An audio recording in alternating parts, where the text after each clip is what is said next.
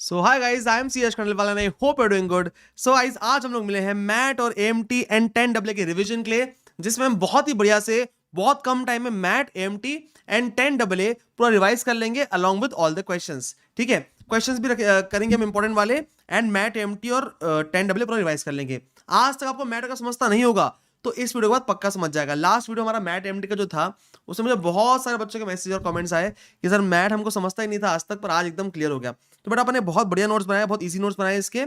चलो अपन साथ में खत्म करते हैं इसको, आ जाओ करें। बस मुझे बता दो एक बार क्या हम लाइव हैं, क्या ऑडियो वीडियो प्रॉपर है।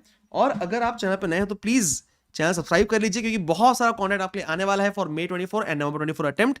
And please like the video and share कर दो अपने दोस्तों के साथ। ठीक है, स्टार्ट करें। मुझे बताओ क्या हम लाइव है, क्या लाइव है, ऑडियो वीडियो प्रॉपर है?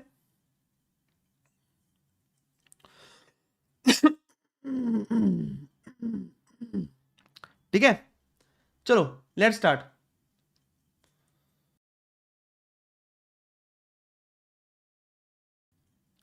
ओके ओके, तो मैट की बात करते हैं। सो मैट क्या है sir? MAT is minimum alternate tax. ठीक है, हुआ क्या ना कि कंपनीज टैक्स ही नहीं भर रही थी, मतलब कंपनीज किसी ना किस तरह से डिडक्शन ले लेती थी बहुत ज्यादा, मतलब डेप्रिसिएशन का, अलग अलग सेक्शंस का बहुत डिडक्शन लेने के कारण ना इनकम टैक्स में डिडक्शन से थे पीजीपी में। तो डिडक्शंस पूरे कंबाइन करके कंपनी ना टैक्स ही नहीं भर रही थी, प्रॉफिट दिखाती नहीं थी। तो डिपार्टमेंट ने क्या बोला, ओ भाई बहुत हो गया, बहुत हो गया, अब हम तुमसे टैक्स भरवाएंगे। अब तुमको हम लोग एक टैक्स बता रहे हैं, that is minimum alternate tax, इतना टैक्स आपको भरना पड़ेगा। कंपनी बोली ओके, प्रॉफिट हमको ही निकालना है, प्रॉफिट हम कुछ भी निकालेंगे नहीं, टैक्स कैसे भरना पड़ेगा। कंपनीज ने क्या बोली कि प्रॉफिट तो हम खुद निकालेंगे, टैक्स कैसे भरना पड़ेगा, टैक्स नहीं भरेंगे फिर प्रॉफिट कम ही कम निकालेंगे। डिपार्टमेंट ने बोला ओ भाई, हम बताएंगे प्रॉफिट क्या होगा, आपको भरना पड़ेगा 15% ऑफ बुक प्रॉफिट पे मैट भरना पड़ेगा आपको। प्रॉफिट भी हमारा, टैक्स भी हमारा, तो भरना पड़ेगा आपको मिनिमम इतना टैक्स तो भरना ही पड़ेगा, 15% ऑफ बुक प्रॉफिट। एंड ये प्रॉफिट अलग रहेगा फ्रॉम इनकम टैक्स एक्ट। और ये कैलकुलेट कैसे करना है वो हम बताएंगे, हम मतलब डिपार्टमेंट बताएगा। ठीक है, तो MAT provisions are applicable to all companies, that is domestic company, foreign company, government company, non government company, सबको एप्लीकेबल है मैट। ठीक है, अब मैट में अपन पढ़ने क्या वाले अपन समझ लेते हैं। देखो मैट में अपन ने क्या बात की अभी कि सब बुक प्रॉफिट के हिसाब से टैक्स निकालना पड़ता है। तो बुक प्रॉफिट कैलकुलेट कैसे करते हैं? तो मेन जो चैप्टर का क्रक्स है वो इसी चीज में है, और मेन पॉइंट ये है कि बुक प्रॉफिट कैसे कैलकुलेट करना है। तो हम वो समझेंगे कैसे बुक प्रॉफिट कैलकुलेट करना है, उसके बहुत प्यारा चार्ट बनाया हुआ है अपन ने। इसके अलावा computation of book profit of index compliant companies भी पढ़ेंगे अपन, मतलब इंडेक्स कंप्लायंट कंपनीज, जो कंपनीज इंडेक्स कंप्लाई करती है उनके लिए बुक प्रॉफिट में क्या एडिशनल चीजें हमको करना पड़ता है, क्योंकि बुक प्रॉफिट के मतलब इंडेक्स के आने से ओसीआई आ गया ना, ओसीआई तुमको परेशान करता है, तो उस कारण से हमको एक बार मैट में थोड़े एडजस्टमेंट्स और करने पड़ते हैं, तो वो हम करेंगे। इसके अलावा बेटा मैट के कुछ और एक्स्ट्रा पॉइंट्स है वो हम पढ़ेंगे, छोटे मोटे पॉइंट्स, एंड मैट रेट पढ़ेंगे, दैट्स इट। इतना ही है मैट में, इसके अलावा कुछ भी नहीं है ना। इसके अलावा अपन एएमटी पढ़ेंगे। अब पहले मैट डिस्कस कर लेते हैं, अपन मैट खत्म करते हैं, आ जाओ।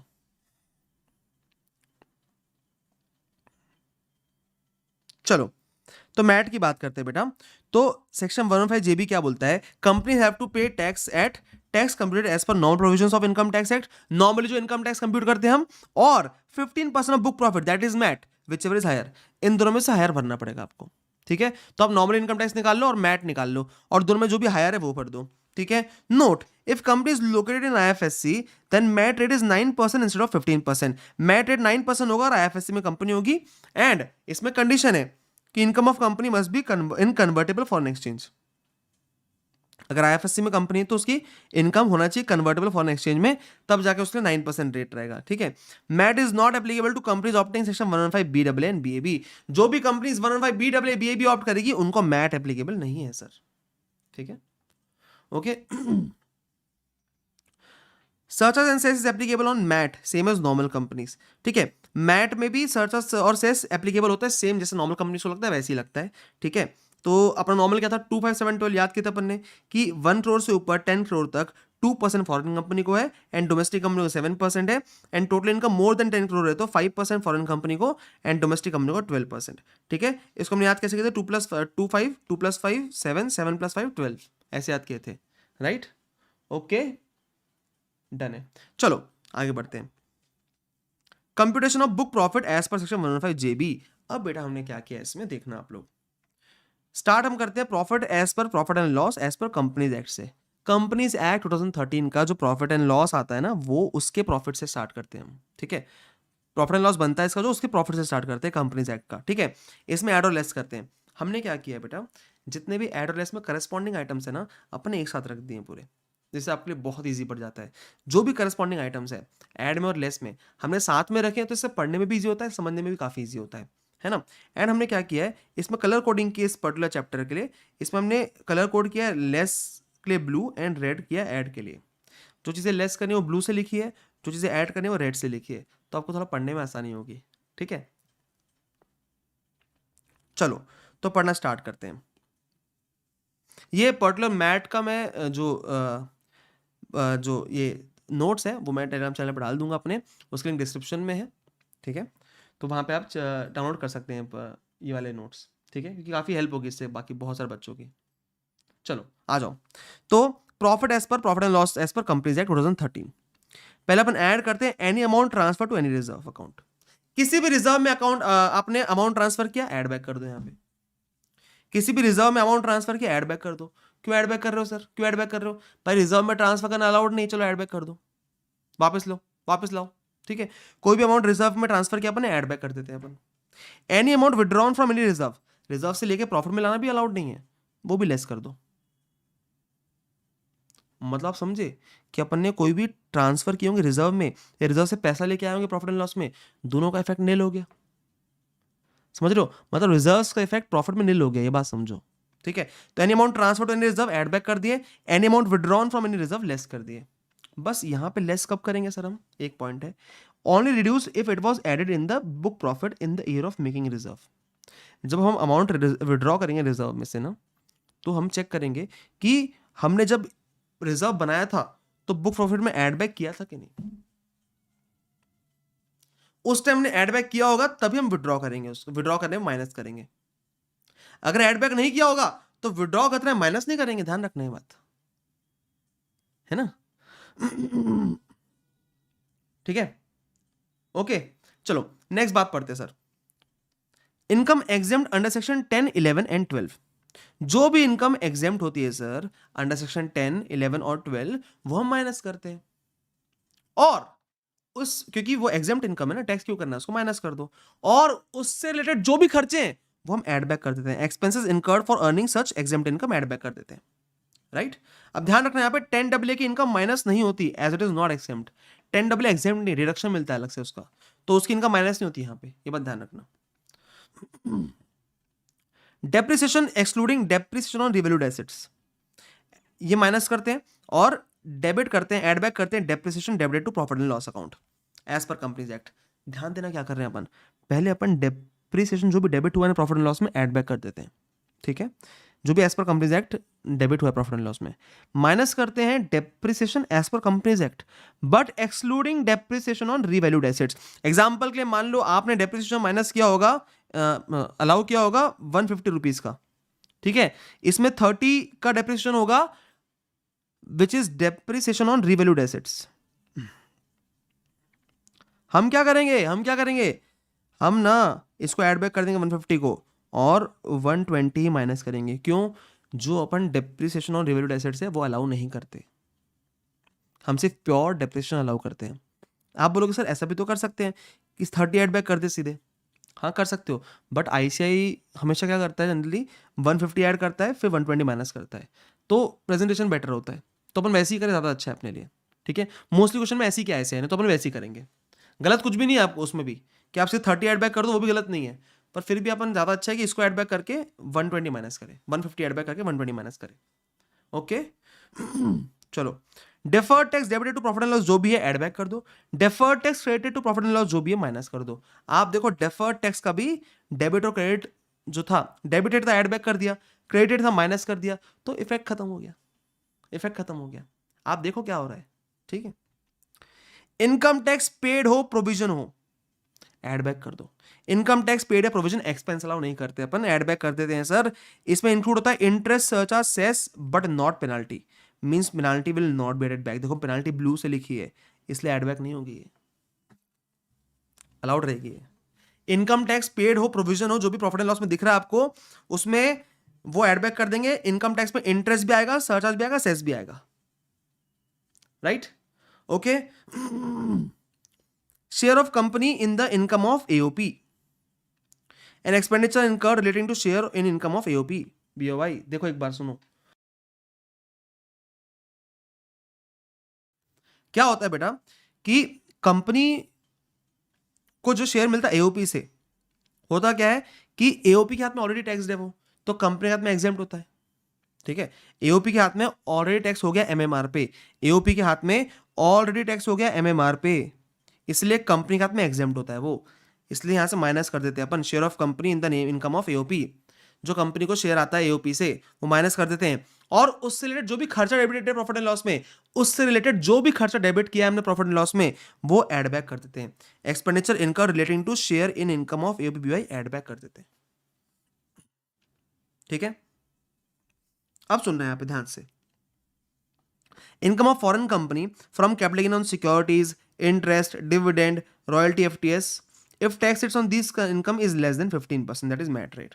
अब देखो हमने क्या किया, मोदी जी ने क्या किया, मोदी जी ने बोले मित्रों, वो मिले थे मिलोनी से, मोदी जी मिलोनी से मिले ना, मिलोनी से, उसको मित्रों नहीं बोलते, मोदी जी कुछ और बोलते मिलोनी को, तो मिलोनी से मिले मोदी जी, मिलोनी को बोले मोदी जी ने कि आप आइए इंडिया, पधारिए कभी हमारे गुजरात में, हमारे इंडिया में, ठीक है, इंडिया में आइए, इंडिया में इन्वेस्ट कीजिए, आपको इंडिया में इंटरेस्ट में 5% रेट लगाएंगे हम, 5%, 10%, 4%, डिविडेंड में कम टैक्स लगाएंगे, रॉयल्टी और एफटीएस में कम टैक्स लगाएंगे, आप आइए तो इंडिया तो आइए। वो आए बेचारे, इंडिया आई, मिलोनी इंडिया आई, ठीक है, इंडिया आई, सब उसको बोल के लाए थे हम 5% लगाएंगे, 7% लगाएंगे, सब बोल के लेके आए थे सब, ठीक है, और उतना लगाए भी हमने। फिर उसकी कंपनी को क्या किया हमने, उसी कंपनी को मैट लगा दिया 15%। मिलोनी बोले कि वाह Modi ji, Y, what is this, आपने हमको बोले थे कम टैक्स लगेगा इसलिए हमारी कंपनी को हम लेके आए, फॉरेन कंपनी को, आप तो फिर मैट 15% लगा दे रहे हो, मतलब क्या रहा, आपने तुमको बना दिए ना, वो तो बोल भी नहीं पाएगी क्या बना दिया उसको, है ना। तो वो तो बोल भी नहीं पाएगी, तो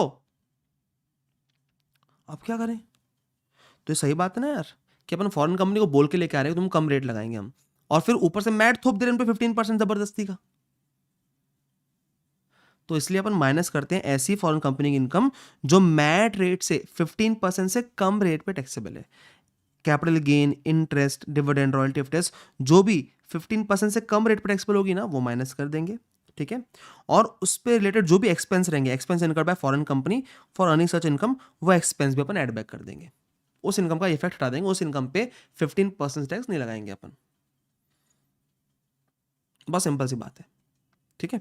अब आप लोग को एक डाउट आएगा इसमें कि सर कैपिटल गेन में तो 10% रेट है, ठीक है, वो ठीक है, इंटरेस्ट में कई जगह 5% है, कई जगह 10% भी है, ठीक है, सर डिविडेंड में 20% रेट है, रॉयल्टी और एफटीएस में अभी 20% हो गया रेट सर, तो ये तो 15% से कम नहीं है, तो माइनस करेंगे क्या, नहीं, अगर 20% रेट है तो माइनस कर सकते हैं, कोई दिक्कत नहीं है, ठीक है, बट सॉरी 20% रेट है तो माइनस नहीं करेंगे, है ना, मैं फिर से बोल रहा हूँ, अगर डिविडेंड का है, रॉयल्टी एफटीएस का 20% रेट है तो माइनस नहीं करेंगे, बट क्या हो सकता है कि फॉरेन कंपनी को अगर डीटीडब्ल्यू अप्लाई होता है, ठीक है, और उनको डिविडेंड 15% से कम पे टैक्सेबल एज पर डीटीडब्ल्यू, या फिर रॉयल्टी और एफटीएस पे उनको एज पर डीटीडब्ल्यू कम रेट लगता है 15% से 10% लगता है मान लो, तो फिर उनकी इनकम माइनस करेंगे।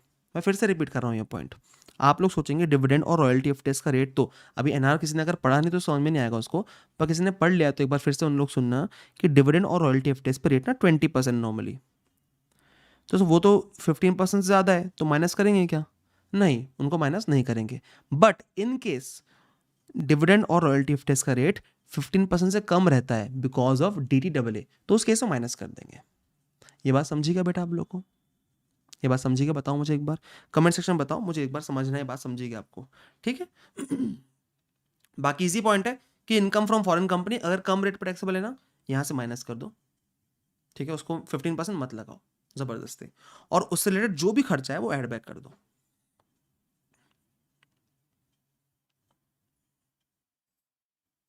ठीक है, यस, क्लियर है, इजी पॉइंट है। चलो next, royalty income on patent taxable under section 115 BBF at 10%। भाई 10% पे टैक्सेबल है रॉयल्टी इनकम फ्रॉम पेटेंट, उसको माइनस करो ना यहाँ से, क्यों टैक्स कर रहे हो उसको, माइनस कर दो यहाँ से, उससे रिलेटेड जो भी खर्चा ऐड बैक कर दो उसको। आप रॉयल्टी इनकम को 10% टैक्सेबल कर रहे हो, यहाँ पे लाके मैट में 15% क्यों लगा रहे हो, माइनस कर दो यहाँ से, उससे रिलेटेड जो भी खर्चा ऐड बैक कर दो। ठीक है sir, for capital gain also we should see the less than MAT rate का क्राइटेरिया। बेटा सिर्फ फॉरेन कंपनी की इनकम की बात कर रहा हूँ मैं, सिर्फ फॉरेन कंपनी की, सिर्फ इनके लिए देखना और किसी चीज़ के लिए नहीं देखना है, ध्यान रखना। ठीक है, ओके, रॉयल्टी इनकम की पॉइंट हो गई। ठीक है, अब एक रिवैल्यूएशन रिजर्व का पॉइंट है, वो अपन आखिरी में, तो चलो अभी कर लेते हैं। ठीक है, transfer from revaluation reserve to the extent of depreciation on revalued assets. क्या होता है, रिवैल्यूएशन रिजर्व से ट्रांसफर किया हमने कुछ, ठीक है, तो कितना माइनस करते हैं सर, कितना माइनस करते हैं, हम करते हैं सिर्फ to the extent of depreciation on revalued assets.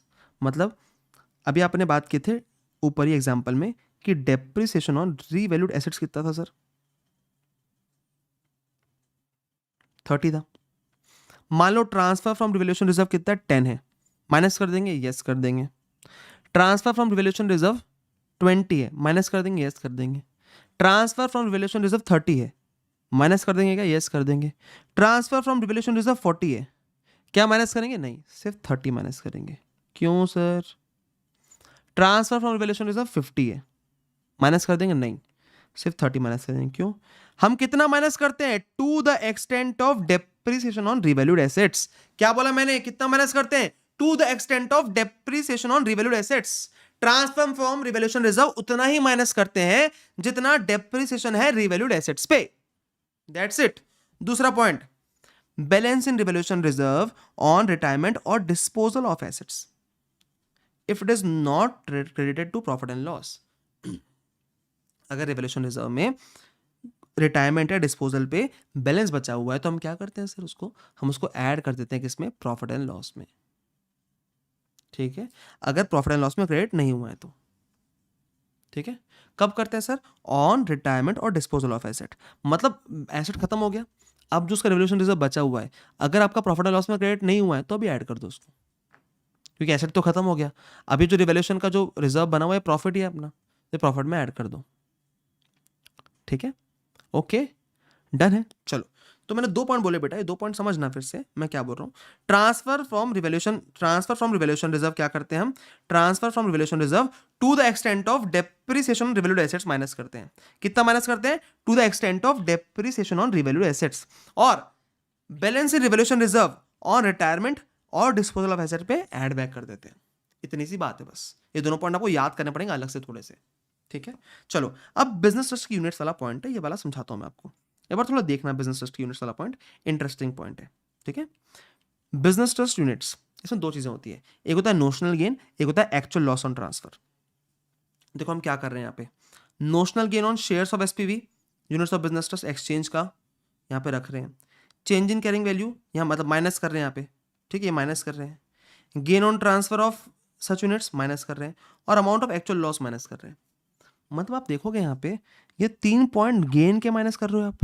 देखो ना, नोशनल गेन, ये गेन है, ये गेन है, ये भी गेन है, ये माइनस कर रहे हो, और आप आखिरी में एक्चुअल लॉस माइनस कर रहे हो। और यहाँ पे आप देखोगे बिजनेस ट्रस्ट यूनिट्स में नोशनल गेन, नोशनल लॉस और एक्चुअल गेन की बात करते हैं। यहाँ पे 2 चीज़ें होती है, नोशनल लॉस और एक्चुअल गेन ऐड होता है। तो आप नोशनल लॉस ऐड कर रहे हो, नोशनल लॉस ऐड कर रहे हो, फिर एक लॉस ऐड कर रहे हो, फिर आप एक गेन ऐड कर रहे हो। तो ये समझ में नहीं आ रहा है सर कि आप लॉस और गेन माइनस भी कर रहे हो, लॉस और गेन ऐड भी कर रहे हो, और इसी पॉइंट पे बहुत सारे बच्चे परेशान रहते हैं। ठीक है, तो ये पॉइंट मैं आपको एकदम क्लियरली समझा देता हूँ। पहले आप एक बात समझो कि बिजनेस ट्रस्ट चैप्टर के बारे में आपको समझाना पड़ेगा मुझे कि बिजनेस ट्रस्ट में क्या होता है बेटा।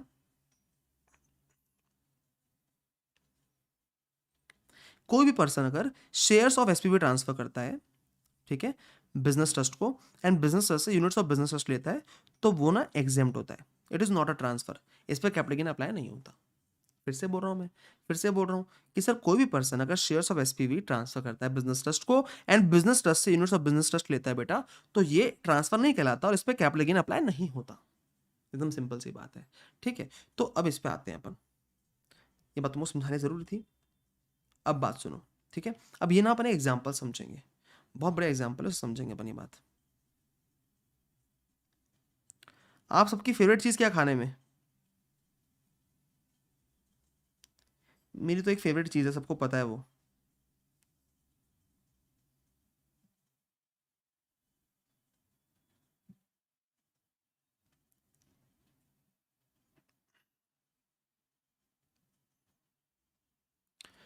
मुझे मोमोज बहुत पसंद है, ठीक है। Momos, yes yes, momos.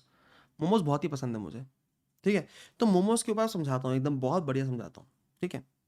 मान लो मैंने ना स्टीम मोमोज लिए, ठीक है। स्टीम मोमोज लिए 100 रुपीज़ के, ठीक है। अब ये अच्छा, एक नेपाल का स्टूडेंट था, वो हमको ना मोमोज की जगह बोलते हैं, सब मोमोज नहीं बोलते, मोमो बोलते हैं, मोमो बोलते हैं, मोमो, मोमोज नहीं बोलते। मैं बोला हमको मोमोज ही बोलना है ठीक है। तो मोमोज लिए अपने स्टीम मोमोज 100 रुपीज़ के, है ना। अब क्या हुआ, हमने उसको एक्सचेंज कर लिए with fried momos. Steam momos 100 rupees के थे अपने पास, खरीदे थे अपने 100 रुपीज़ के स्टीम मोमोज। अब वो एक्सचेंज हो रहे थे, दुकान वाले ने बोला सर कि एक्सचेंज कर लो, हमको स्टीम मोमोज की ज़रूरत है, आप फ्राइड मोमोज से एक्सचेंज कर लो। हमने चलो एक्सचेंज कर लिया फ्राइड मोमोज से। अब फ्राइड मोमोज से हमको फ्री में एक्सचेंज हो गए वो, ठीक है। फ्राइड मोमोज कितने के, 120 रुपये के, 120 रुपीज़ के। तो क्या हुआ हमको, हमको यार 20 रुपीज़ का फ़ायदा हो गया, 20 रुपीज़ का फ़ायदा हो गया, क्योंकि हमने स्टीम मोमोज से फ्राइड मोमोज हमने क्या कर लिए सर, एक्सचेंज कर लिए। तो 20 रुपीज़ का फ़ायदा हो गया, ठीक है। अब फ्राइड मोमोज रखे हैं अपने पास, हमारी भी दुकान है, ठीक है। फ्राइड मोमोज की दुकान है अपनी। अब मोमोज की डिमांड बढ़ती जा रही है, बढ़ रही है मोमोज की डिमांड। तो बढ़ते बढ़ते ना 120 से 140 वैल्यू हो गई इसकी, फ्राइड मोमोज की। क्या हुई, मोमोज की डिमांड बढ़ रही है ना। तो अभी रात होती जा रही है और सैटरडे, आज सैटरडे नाइट है, तो मोमोज की डिमांड बढ़ती जा रही है और रेट जैसे रात हो जा रही है बढ़ते जा रहे हैं रेट, ठीक है। तो 120 से 140 हो गए मोमोज की रेट, ठीक है। फिर एक बेवकूफ़ आया अपने पास अपनी गर्लफ्रेंड के साथ, ठीक है। वो उस समय बहुत होशियारी मार रहा था, हमको समझ गया ये तो बेवकूफ़ है, इसको बनाना पड़ेगा। हमने क्या किए, उसको हमारे 140 के मोमोज थे हमारे, हमने बोले भाई मोमोज 200 रुपीज़ के हैं। उसकी गर्लफ्रेंड को मोमोज खाने थे, तो वो तो खरीद लिया, 200 रुपीज़ में खरीद लिया उसने। तो हमने 200 में बेच दिया उसको मोमोज। हमने मोमोज कितने के लिए थे, हमने 100 के लिए थे स्टीम मोमोज। हमने एक्सचेंज किए फ्राइड मोमोज से, यहाँ हमको 20 का फ़ायदा हुआ। फिर मोमोज की डिमांड बढ़ गई हमारी, तो उससे रेट बढ़ा, 140 हो गया, उससे फ़ायदा हुआ 20 रुपीज़ का। फिर 140 के मोमोज हमने एक बेवकूफ़ बना के, उसको थोड़ा सा क्यूट था वो, आशिक था थोड़ा, उसकी गर्लफ्रेंड ने मोमोज बोली तो ले लिया उसने, माना ही नहीं वो, ले लूंगा जितने में बोलो उतने में ले लूंगा बोले। तुमने 200 का बोले, 200 में खरीद लिया। मुझे बताओ कि हमको टोटल प्रॉफिट कितना हुआ, हमको टोटल प्रॉफिट कितना हुआ। हमने 100 में लिए थे और हमने 200 में बेच दिया, आखिर में हमको फ़ायदा कितना हुआ, 100 का फ़ायदा हुआ, ठीक है।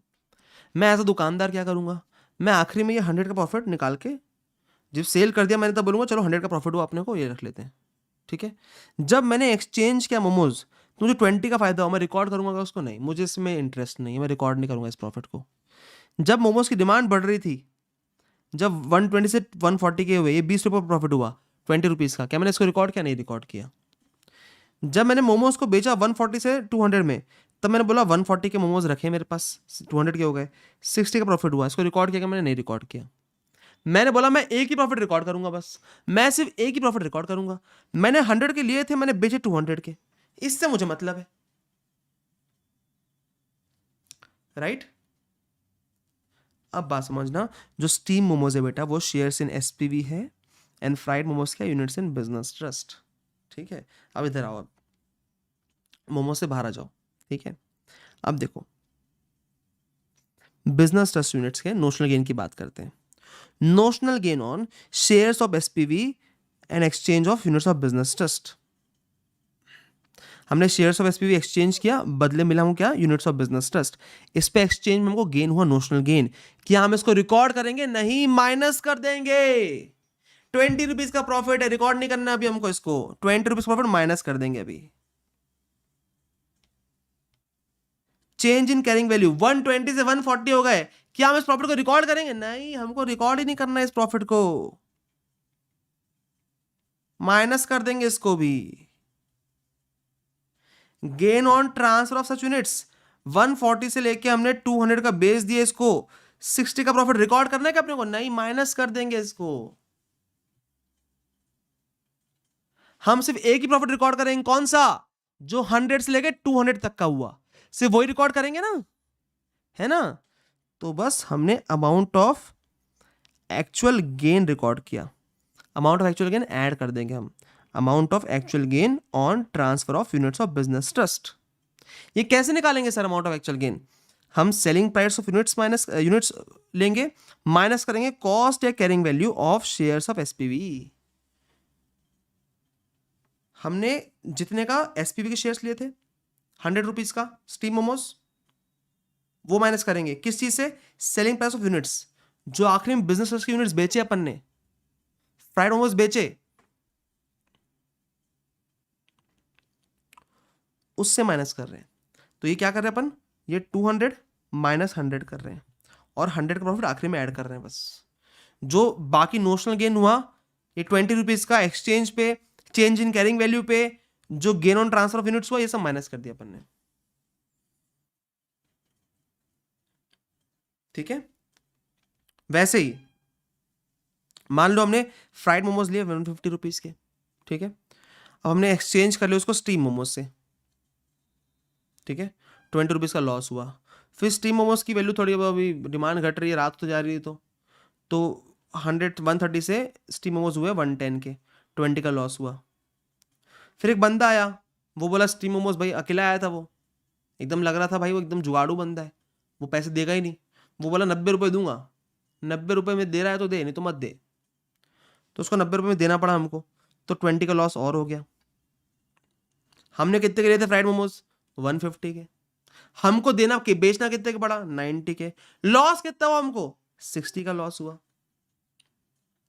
तो हम क्या करेंगे सर? हमको नोशनल लॉस जो हुआ एक्सचेंज करने पे शेयर्स ऑफ एसपीवी से यूनिट्स ऑफ बिजनेस ट्रस्ट, क्या उसको हम रिकॉर्ड करेंगे? नहीं, ऐड बैक कर दो उसको, अभी अलाउ मत करो, ऐड बैक कर दो। चेंज इन कैरिंग वैल्यू हुई, उस पर जो लॉस हुआ, क्या हम उसको अलाउ करेंगे? नहीं, ऐड बैक कर दो। सर हमको loss on transfer of units हुआ, ऐड बैक कर दो। माइनस क्या करेंगे? Actual loss, selling price of units, amount of actual loss on transfer of units of business trust, selling price of units minus cost और carrying value of shares of SPV. अरे बेटा ये add कहां से आ गया यार? ये लिंक जो बनाता है उसको चिल्लाता हूं मैं। सॉरी सॉरी बेटा, ये मेरा मोटिव नहीं है, आप समझो। ऐड वैड का, ठीक है, समझ रहे हो? तो हो क्या रहा है, हो क्या रहा है कि सर हम बिजनेस ट्रस्ट के यूनिट्स का जो भी नोशनल गेन है ना, वो सब माइनस कर लेंगे, जो भी नोशनल गेन हो रहा है, और आखिरी में जो एक्चुअल गेन है वही ऐड करेंगे। जो भी नोशनल लॉस है वो माइनस कर, वो ऐड बैक कर देंगे, वो अलाउ नहीं करेंगे, और आखिरी में एक्चुअल लॉस ही अलाउ करेंगे। ये बात समझ में आती है क्या, बताओ मुझे? ठीक है ना? और यहाँ पे बेटा 9 पॉइंट्स अपने खत्म हो गए, 9 मतलब 18 पॉइंट्स खत्म हो गए आपके, ठीक है, अपने 18 पॉइंट्स खत्म हो गए। 18 पॉइंट्स क्या है बेटा? 18 पॉइंट्स अपने सेम पॉइंट्स थे, 9 अपना कुछ 4 पॉइंट इधर है और 2 पॉइंट इधर है, जो अलग वाले पॉइंट्स हैं, जो आपस में सेम नहीं है, तो वो समझा देता हूँ मैं आपको। चलो, डिविडेंड पेड और प्रपोज्ड ऐड बैक होता है, अलाउ नहीं करते अपन, ऐड बैक कर देते हैं इसको, ठीक है। प्रोविजन फॉर कंटिजेंट और अनसर्टेन लाइबिलिटी ऐड बैक कर देते हैं, अलाउ नहीं करते इसको हम। Provision for diminishing in the value of assets, ये भी ऐड बैक कर देते हैं। एग्जांपल क्या आता है इसका? प्रोविजन फॉर बैड डेट्स, ये भी अलाउ नहीं करते। And provision for losses of subsidiary company, ये भी ऐड बैक कर देते हैं। क्या बोला मैंने? 4 चीजें बोला। डिविडेंड पेड और proposed, provision for contingent uncertain liability, provision for diminishing in the value of assets, that is provision for bad debts, add back कर देते हैं, and provision for losses of subsidiary company. ये सब क्या करते हैं हम सर? ये सब ऐड बैक कर देते हैं। ठीक है, अब लेस की बात करते हैं sir. Profit of sick industrial company, already बेचारी सिक है कंपनी, उसका प्रॉफिट टैक्स यू करना है आपको, लेस कर दो। ठीक है, brought forward losses and unabsorbed depreciation, normally क्या करते हैं हम? ब्रॉड फॉरवर्ड लॉसेस और unabsorbed depreciation whichever is lower minus करते हैं। ठीक है, ब्रॉड फॉरवर्ड लॉसेस और unabsorbed depreciation whichever is lower minus करते हैं। ठीक है, नॉर्मल कंपनीज के लिए। But in case of 2 companies हम क्या करते हैं? Brought forward losses and unabsorbed depreciation both minus करते हैं। एंड किस केस में? 2 केस में। Company against whom corporate insolvency resolution process has been admitted under IBC 2016, ऐसी कंपनी जिसके अगेंस्ट सीआईआरपी चालू हो चुका है आईबीसी में, और ऐसी कंपनी एंड इट्स सब्सिडरी जिसके board of director has been suspended by central government and new board is appointed by central government. 2 companies जिसका जो सीआईआरपी में जा चुकी है और जिसके बोर्ड ऑफ डायरेक्टर्स को सस्पेंड किया जा चुका है सेंट्रल गवर्नमेंट द्वारा, ऐसी कंपनीज केस में हम क्या करते हैं? Brought forward losses and unabsorbed depreciation लेते हैं, दोनों लेते हैं, प्लस कर देते हैं इसको। नहीं तो नॉर्मल कंपनीज में ब्रॉड फॉरवर्ड लॉसेस और unabsorbed depreciation whichever is lower, ये माइनस करते हैं। Brought forward losses and unabsorbed depreciation हम लेते हैं as per companies act, not as per income tax act. ठीक है, एज पर कंपनीज एक्ट ही लेते हैं अपन। ठीक है, तो यहां पूरे पॉइंट्स बेटा खत्म हो गए अपने। ठीक है, ओके। मुझे बताओ एक बार कि आपको ये मोमोज वाला एग्जांपल समझ में आया क्या? वो क्लियर हुआ क्या? फिर अपन आगे बढ़ेंगे। ठीक है, अब हम समझेंगे इंड एस वाला point, computation of book profit of Ind S compliant companies. ठीक है, अब इंड एस वाला पॉइंट आ गया है। ये इंड एस वाला थोड़ा सा अलग पॉइंट है, इसको समझना अच्छे से आप। ठीक है,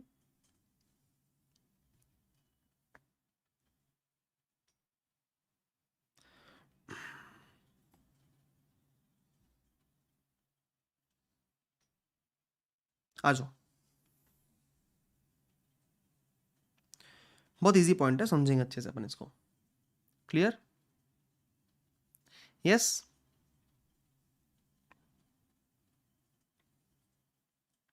चलो अब देखो बेटा, अब देखो क्या पॉइंट्स है ना। अब बहुत इंडेक्स का ना बहुत लोग डरते हैं इस पॉइंट से, और बहुत ईजी है।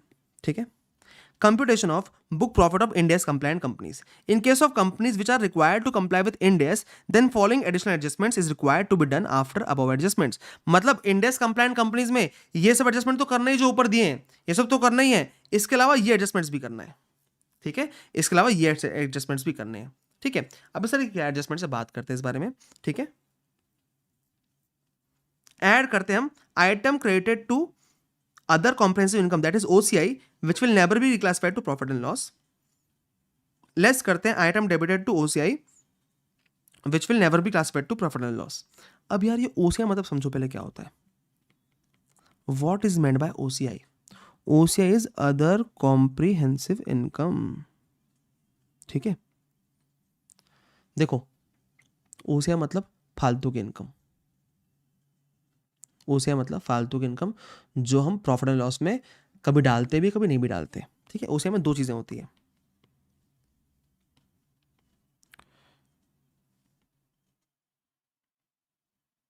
क्लासिफाइड टू P&L और नॉन क्लासिफाइड टू P&L।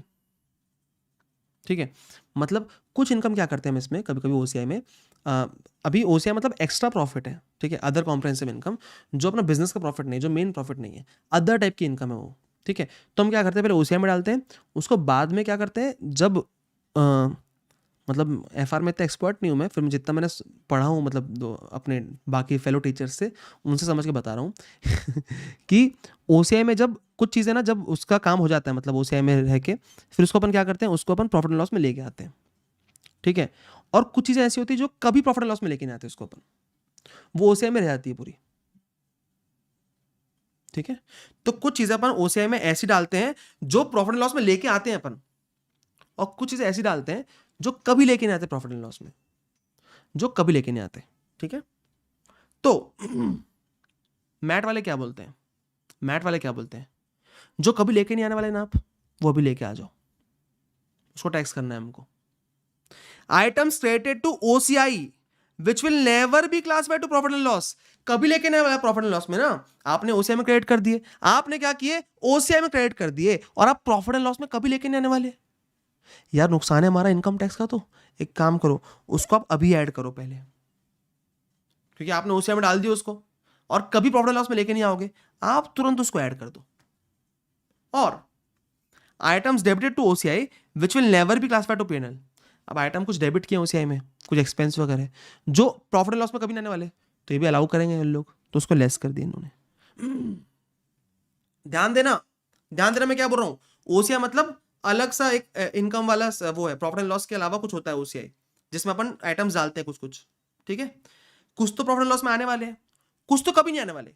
जो कभी नहीं आने वाला ना उसको भी लेके आ जाओ, जो कभी नहीं आने वाला उसको भी लेके आ जाओ ना, हमारा टैक्स का नुकसान हो रहा है ना, हम इनकम टैक्स डिपार्टमेंट वाले हैं, हमारा नुकसान हो रहा है टैक्स का।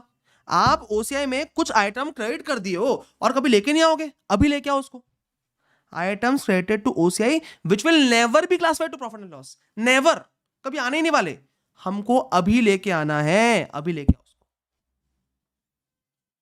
ठीक है। और आइटम डेबिटेड टू ओसीआई किया आपने, जो कभी प्रॉफिट एंड लॉस में लेके नहीं आने वाले हो, अभी लेके आओ उसको भी लेस कर दो अभी। दो आइटम छोड़ दो पर इसमें, एक्सेप्ट टू आइटम्स, कौन से, revaluation surplus from asset as per Ind AS 16 and 38, revaluation loss from asset as per 16 and 38। 16 होता है पीपीई का और 38 होता है इंटेंजिबल एसेट्स का, थोड़ा बहुत याद है, ठीक है। And second, gain from investment in equity instrument designated at fair value through OCI, and loss from investment in equity instrument designated at fair value through OCI. ये दोनों आइटम छोड़ दो अभी। दोनों आइटम कौन छोड़ रहा है आप देखो, एसेट का रिवोल्यूशन सरप्लस छोड़ रहे हो basically, tangible and intangible asset का, और आप इन्वेस्टमेंट इन इक्विटी इंस्ट्रूमेंट का गेन और लॉस छोड़ रहे हो अभी। ये दोनों आइटम छोड़ दो दोनों जगह से।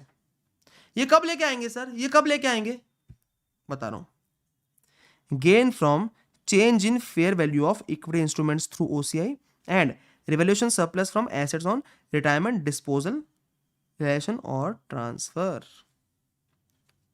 कब लेके आ रहे हैं सर इसको हम, ये दोनों चीजों कब लेके आएंगे, जब इसका क्या होगा, रिटायरमेंट डिस्पोजल रिलेशन ट्रांसफर होगा।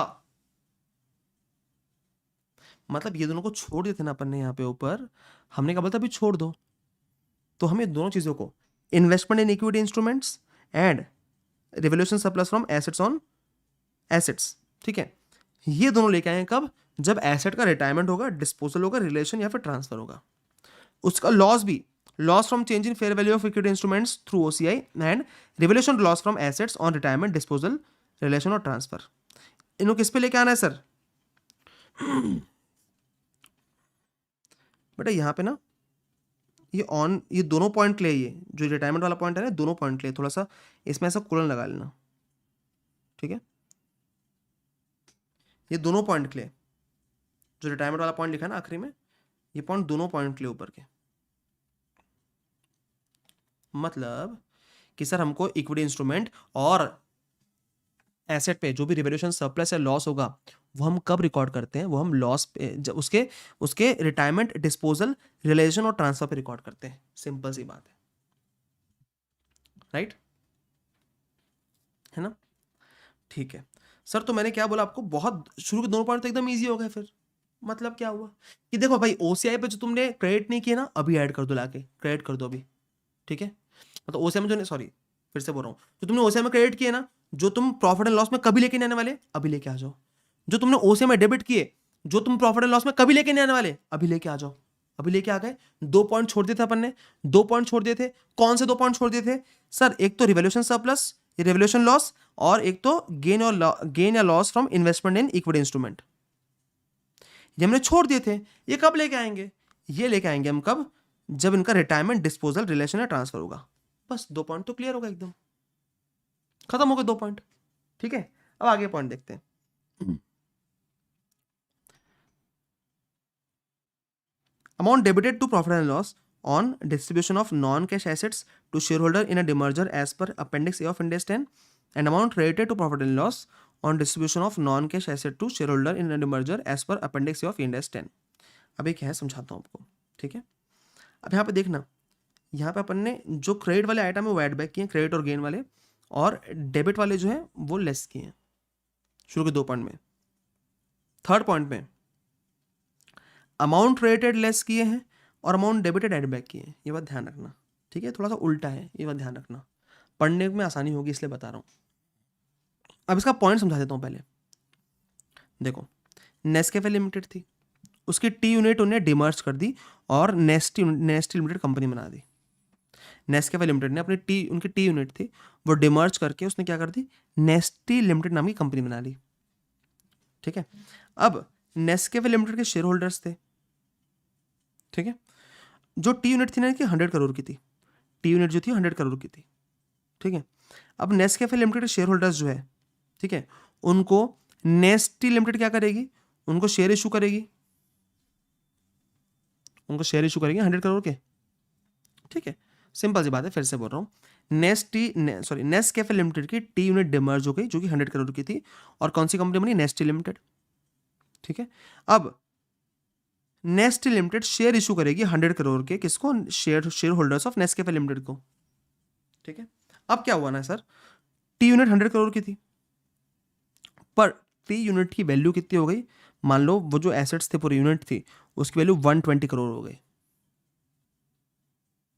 और नेस्टी लिमिटेड ने सिर्फ 100 करोड़ के शेयर इशू किए हैं, उनको एसेट कितने के मिल गए, 120 करोड़ के।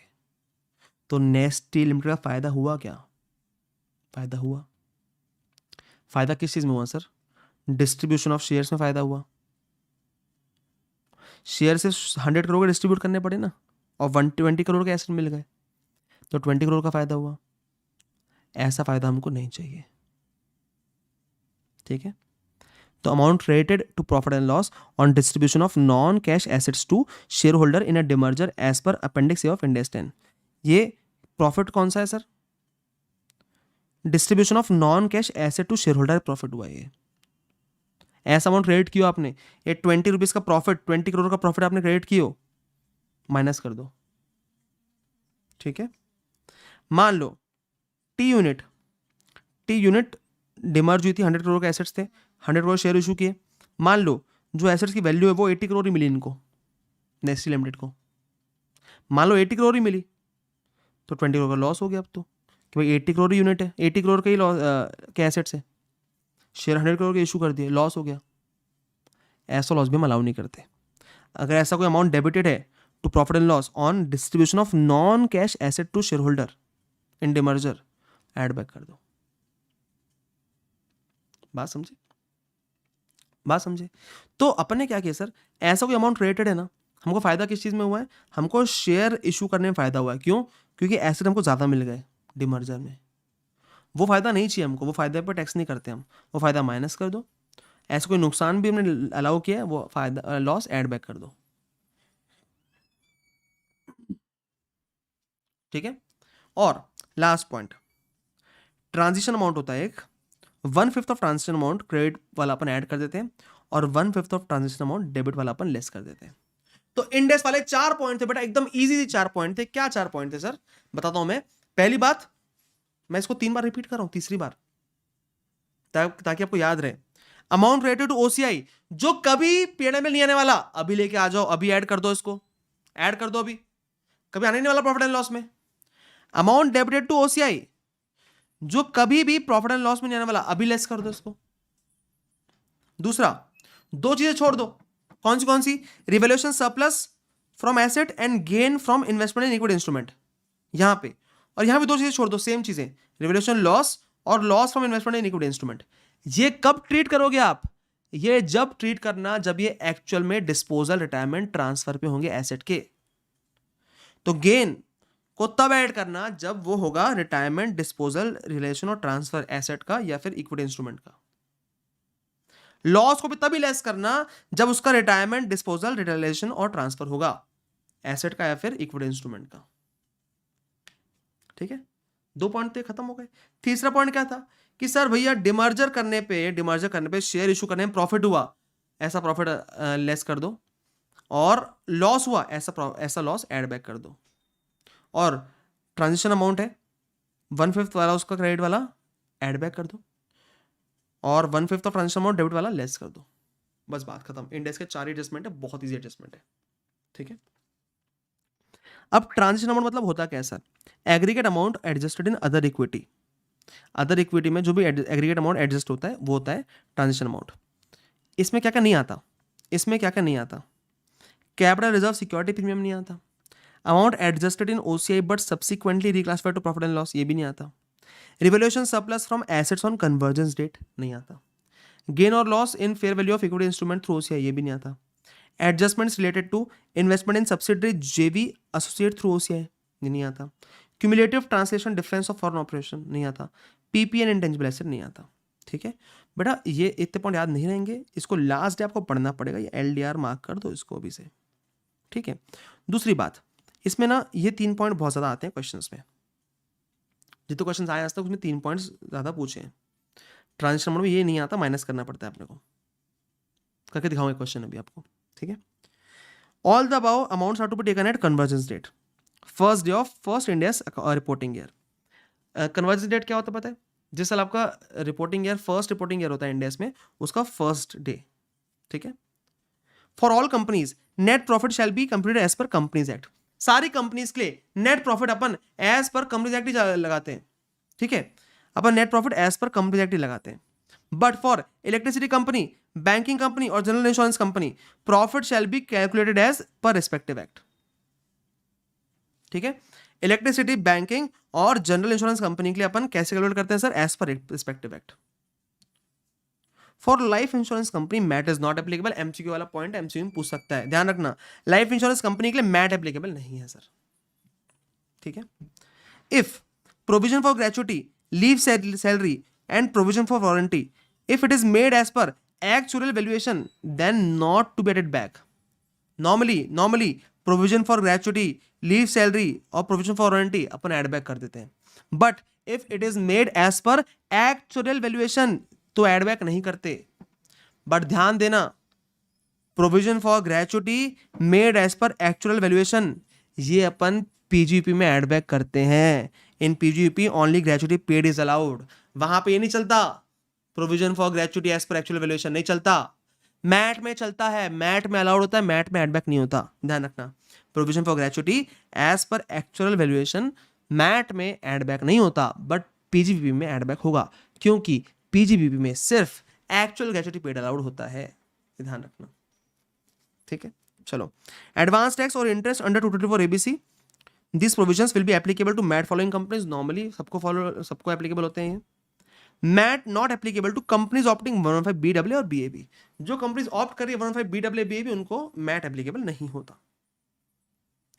Mat for foreign companies, read point 6 from deductions, ठीक है, लेफ्ट साइड, ये वाला पॉइंट पढ़ना है तुमको। पॉइंट 6 फॉरेन कंपनीज के लिए पढ़ लिया तुमने already. MAT not applicable to foreign companies which have opted 44B, BB, BBA, BBB, मतलब प्रिजम्पटिव इनकम जो फॉलो करते हैं ना उसमें एनआर में, वो shipping income, aircraft 5%, 7.5%, 10% turnkey project, oil rigs वाला, उनको एप्लीकेबल नहीं है मैट, ठीक है। मैट नॉट एप्लीकेबल टू, अभी 2 पॉइंट सुनना, एकदम लॉजिकल पॉइंट है। MAT is not applicable to foreign company is of a country with which India has DTAA and foreign company does not have a P in India. भाई ऐसी country की company है foreign company ऐसी country की company है जिसका India के साथ क्या है? DTAA है, ठीक है, ओके, गॉट इट। अब DTAA में हम टैक्सेबिलिटी कैसे निकालते हैं? हम बोलते हैं अगर इंडिया में पी है तो हम टैक्सेबल करेंगे इनकम, नहीं तो नहीं करेंगे। अब उस फॉरेन कंपनी का इंडिया में पी है ही नहीं तो हम मैट लगाएंगे ही नहीं, सिंपल सी बात है। अगर उस फॉरेन कंपनी का इंडिया में पी है ही नहीं तो उस पर मैट नहीं लगाएंगे अपन, क्योंकि DTAA है उसका इंडिया के साथ, ठीक है। दूसरा, foreign companies of country with which India does not have DTAA, India का DTAA नहीं है, ठीक है। And foreign company is not required to take any registration under any law in India, किसी भी तरह का कोई भी रजिस्ट्रेशन लेने की कोई जरूरत नहीं है उसको इंडिया में। देखो, जब DTAA है तो अपन टैक्सेबिलिटी कैसे चेक करते हैं? पी चेक करते हैं, पी से, इसलिए हमने देखा पी नहीं है तो मैट मत लगाओ। और अगर DTW नहीं है तो हम क्या चेक कर रहे हैं कि फॉरेन कंपनी को किसी भी लॉ में रिक्वायर्ड है कि रजिस्टर करना है इंडिया में, उसको रजिस्टर करना, सॉरी, उसको रजिस्टर करना रिक्वायर्ड नहीं है किसी भी लॉ में, तो उसको मैट एप्लीकेबल नहीं होगा, सिंपल सी बात। ठीक है, मैट रेट की बात करते हैं। MAT rate arises when MAT payable is more than tax as per normal provision. Normal provision का जो टैक्स है उससे ज़्यादा मैट पेबल आ गया अगर, तो आपको मैट रेट मिलता है। मतलब एक्स्ट्रा मैट पे करोगे ना, एक्स्ट्रा मैट पे करोगे ना, तो आपको उसका क्रेडिट मिल जाएगा। मतलब इनकम टैक्स से ऊपर मैट पे करोगे तुम। ठीक है, MAT rate is equal to MAT payable minus tax as per normal provision. ठीक है, MAT rate can be utilized in the year in which tax as per normal provision is more than MAT payable. जिस साल mat से ज़्यादा income tax होगा normally, उस साल तुमको मैट रेट यूज कर सकते हो। Allowed to the extent normal tax exceeds MAT, जितना डिफरेंस होगा उतना अलाउ कर सकते हो, उतना यूज कर सकते हो। If unlisted company converts to LLP, MAT rate shall not be allowed to LLP। अगर अनलिस्टेड कंपनी LLP में कन्वर्ट होती है तो मैट रेट अलाउड नहीं होगा LLP को। ठीक है, एग्जाम्पल देखते हैं। प्रीवियस ईयर 2023 में मैट था 1,00,000 रुपीज, नॉर्मल टैक्स था 80,000, मैट ज़्यादा पे किया अपने नॉर्मल टैक्स से, तो 20,000 का मैट रेट मिल गया तुमको। ठीक है, अब 23-24 में मैट कितना है 1,10,000, पर नॉर्मल टैक्स है 1,20,000, तुम टैक्स पेबल कितना रहेगा तुम्हारा 1,10,000, और MAT rate of 10,000 will be utilized. मतलब नॉर्मल टैक्स तुम 10,000 1,10,000 भरो और एक्स्ट्रा 10,000 मैट रेट से पे कर दो। मतलब तुमने जितना ज़्यादा मैट पे किया है ना इनकम टैक्स से, वो तुम आगे चल के यूटिलाइज कर सकते हो अगर तुम्हारा नॉर्मल टैक्स मैट से ज़्यादा आता है तो। ठीक है, ओके, ये नोट्स मेरे टेलीग्राम चैनल पे मिल जाएंगे आपको, डालने वाला हूँ मैं आज। अमेंडमेंट फाइनेंस 21 का आया था sir. If there is increase in book profit of current previous year due to APA और सेकेंडरी एडजस्टमेंट, आपा मतलब एडवांस प्राइसिंग एग्रीमेंट और सेकेंडरी एडजस्टमेंट। ठीक है,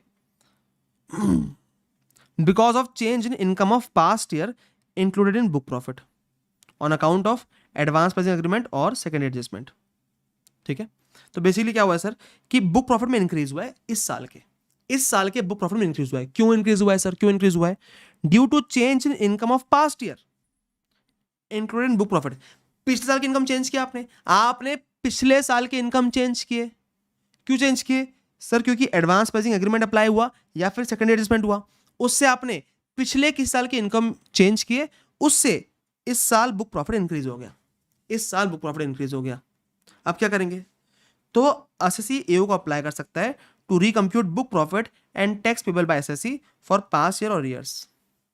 इस साल आपका बुक प्रॉफिट इंक्रीज हुआ ना, तो एसएससी क्या करेगा, एओ को अप्लाई करेगा कि सर पिछले सालों का मेरा बुक प्रॉफिट फिर से रिकम्प्यूट कर दो और टैक्स पेबल फिर से निकाल दो। सुनना फिर से क्या बोला मैंने, फिर सुनना क्या बोला। तो इस साल का बुक प्रॉफिट इंक्रीज हुआ। क्यों इंक्रीज हुआ? क्योंकि पिछले साल का ना इनकम में चेंज हुआ है, पिछले साल की इनकम में चेंज हुआ है।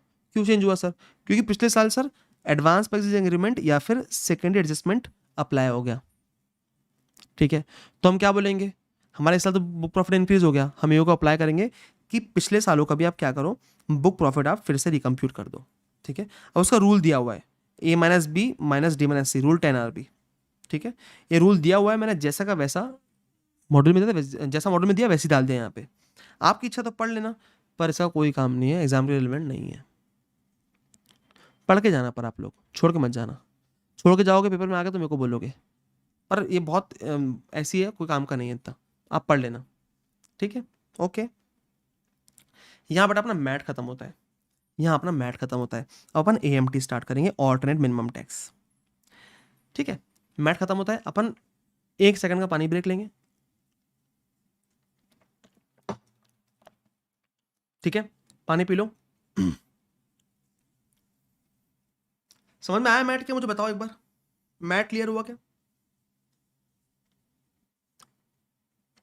मैट क्लियर हुआ?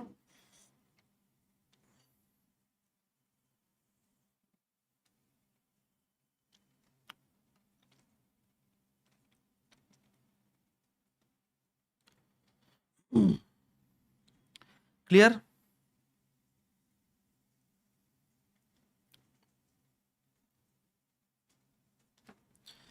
एक पॉइंट नहीं समझा, पॉइंट 8 बेटा एक बार रिवाइंड करके देखना, मैंने समझाया अच्छे से उसको। देखो, transfer from revaluation reserve to the extent of depreciation on revalued assets. क्या करते हैं हम, रिवैल्यूएशन रिजर्व से जब ट्रांसफर करते हैं ना प्रॉफिट एंड लॉस में, तो उतना ही माइनस करते हैं जितना एक्चुअली अपन ने क्या किया है, to the extent of depreciation on revalued assets, जितना डेप्रिसिएशन था रिवैल्यूड एसेट्स पे। ठीक है, जैसे मान लो अगर 40 का डेप्रिसिएशन था रिवैल्यूड एसेट्स पे, ठीक है, तो अगर ट्रांसफर फ्रॉम रिवैल्यूएशन रिजर्व 20 का है, अपन माइनस करना अलाउ कर देंगे, माइनस कर देंगे। 30 का हुआ ना ट्रांसफर, तो भी अलाउ कर देंगे। 40 का हो तो भी अलाउ कर देंगे। पर 60 का हुआ ना, तो हम क्या बोलेंगे, सिर्फ 40 माइनस करेंगे अपन।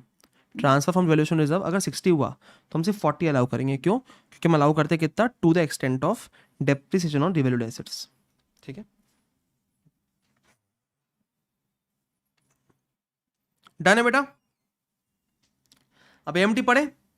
यस, एएमटी पढ़ते हैं। चलो एएमटी पे आते हैं। जैसे बेटा मैट कंपनीज के लिए है, ऑल्टरनेट मिनिमम टैक्स बाकी सब के लिए। ठीक है, AMT is applicable to all assessee except company. कोई भी कम टैक्स पे करने की कोशिश कर रहा है तो चलो भरो, एएमटी भरो तुम। ठीक है, okay. AMT shall not be applicable if adjusted total income is up to 20 lakh rupees. अगर adjusted total income up to 20 lakh है तो एएमटी एप्लीकेबल नहीं होता। ये individual HUF, AOP, BOI, AJP सबको लगता है सर। ठीक है, एटीआई मतलब एडजस्टेड टोटल इनकम होता है। अब सर एटीआई मतलब क्या है सर, अपन पढ़ते हैं। ठीक है, नॉर्मली आपको इनकम टैक्स कितना पे करना पड़ेगा, income tax payable as per normal provisions और 18.5% of adjusted total income whichever is higher. Sir MAT था 15%, एएमटी था sir 18.5% of adjusted total income. ठीक है, डन। अब बात करते हैं calculation of adjusted total income की। ठीक, कैसे करते हैं? ये तो को जगाती सर आए बोल रहे हैं सर शादी के लड्डू कैसे लग रहे हैं सर, जैसे आपको लगते हैं सर वैसे ही लग रहे हैं सर।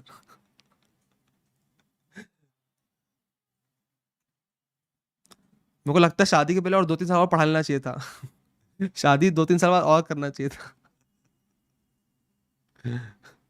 शादी के साथ टीचर बनना थोड़ा सा इजी काम नहीं है, ये मुझे समझ में आया। मतलब मेरी सारे जो टीचर्स मैरिड है उनके लिए रिस्पेक्ट बढ़ गई अब, और जो अनमैरिड है जितने टीचर्स, उनके लिए लगता है अरे तुम लोगों को क्या है रे, तुम तो कुछ भी कर सकते हो। ठीक है, आप तो सर इतने साल से मैरिड हो, मानना पड़ेगा।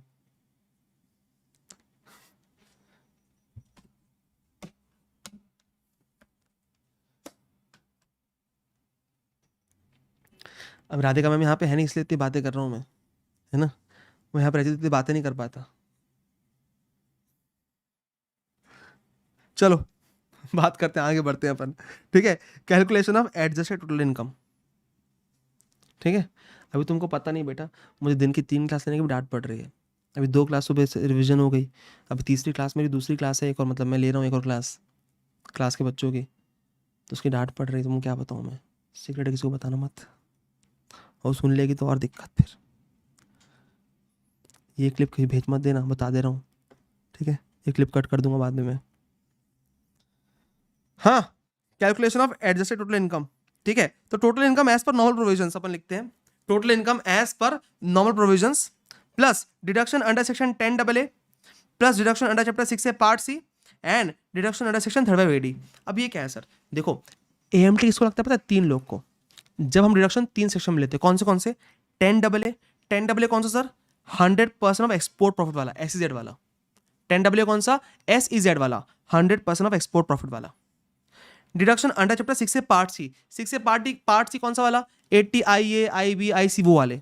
ठीक है, एंड डिडक्शन अंडर 3/AD कौन सा, 3/AD PGP वाला। ठीक है, ओके, 100% कैपिटल एक्सपेंडिचर वाला, राइट।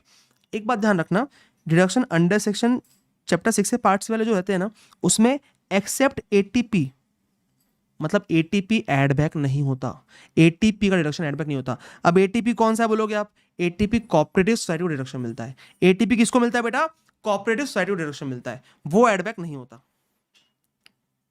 ठीक है, चैप्टर 6 से पार्ट 6 के सारे डिडक्शन एड बैक होते हैं, पर ATP एड बैक नहीं होता। ठीक है, ओके, तो ये 3 डिडक्शन एड बैक होते हैं, 10 डबल ए चैप्टर 6 से पार्ट सी और 35AD। अब सर एड बैक क्यों हो रहे हैं? देखो ना बेटा, इसमें एक्स्ट्रा डिडक्शन मिल रहा है, जिससे प्रॉफिट बहुत कम हो रहा है। देखो 10 डबल ए में 100% एक्सपोर्ट प्रॉफिट मिलता है, चैप्टर 6 से पार्ट सी में सब में 100% रिडक्शन मिलता है, और 35AD में 100% कैपिटल एक्सपेंडिचर मिलता है। तो डिडक्शन बहुत एक्स्ट्रा मिल रहा है, इससे प्रॉफिट बहुत कम हो जाता है, इसलिए डिडक्शन सारे ऐड बैक कर देते हैं हम। ठीक है, अब ये बोलते हैं सर कि अगर डिडक्शन अंडर 35AD नहीं लेते हम नॉर्मली, अगर नहीं लेते तो हमको डेप्रिसिएशन तो मिलता ही ना। कोई बंदा अगर 35AD का डिडक्शन नहीं लेता 100% वाला कैपेक्स वाला, तो उसको नॉर्मली डेप्रिसिएशन तो मिलता।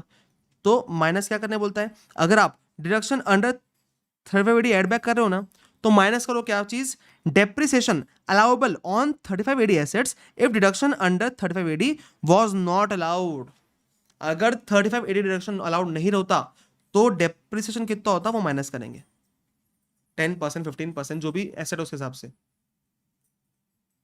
अगर बिल्डिंग है तो 10%, प्लांट और मशीनरी तो 15%। ठीक है, फिर क्या आएगा बेटा, एडजस्टेड टोटल इनकम आएगा। इससे क्या आएगा, एडजस्टेड टोटल इनकम, ATI। ठीक है, ATP कोऑपरेटिव सोसाइटीज का ये एड बैक नहीं होता। ठीक है, the provisions of AMT apply only if assessees claiming deduction under section 10AA chapter 6 से part C except ATP and 35AD। ठीक है, if unit is located in IFSC AMT is applicable at 9% instead of 18.5%। IFSC में तो 9% लगता है, mat भी कितना था, 15% रेट था, IFSC में 9%, वैसे AMT भी 18.5% नॉर्मली और IFSC में 9%। ठीक है, all the provisions of income tax act like advance tax interest under 234 ABC shall apply to the assessee। Normally apply होगा।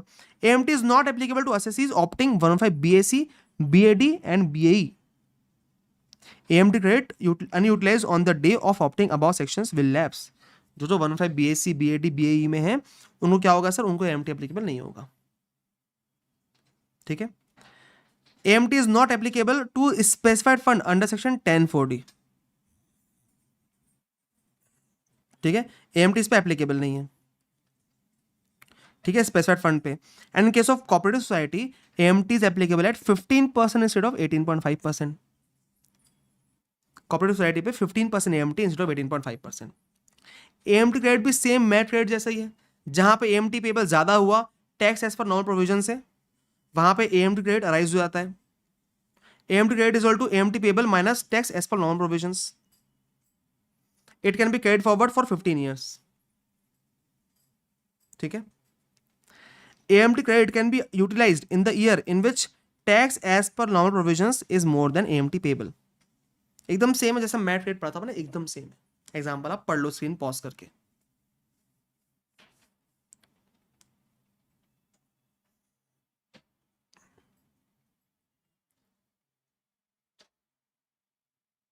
ठीक है, 115 BAA BAB पे मैट एप्लीकेबल नहीं होता है, और BAC BAD BAE पे AMT एप्लीकेबल नहीं होता है। ठीक है, चलो अब बेटा यहां पे अपन ने मैट AMT पढ़ लिया, अब जल्दी से एक बार 10AA पढ़ लेते हैं। राइट, बहुत अच्छे से अपन बहुत एफिशिएंसी से कर रहे हैं ये। अपन जल्दी से 10AA पढ़ लेते हैं, और 10AA के बाद बेटा अपन वो देख लेंगे, क्या बोलते हैं, क्वेश्चंस देख लेंगे मैट के AMT के।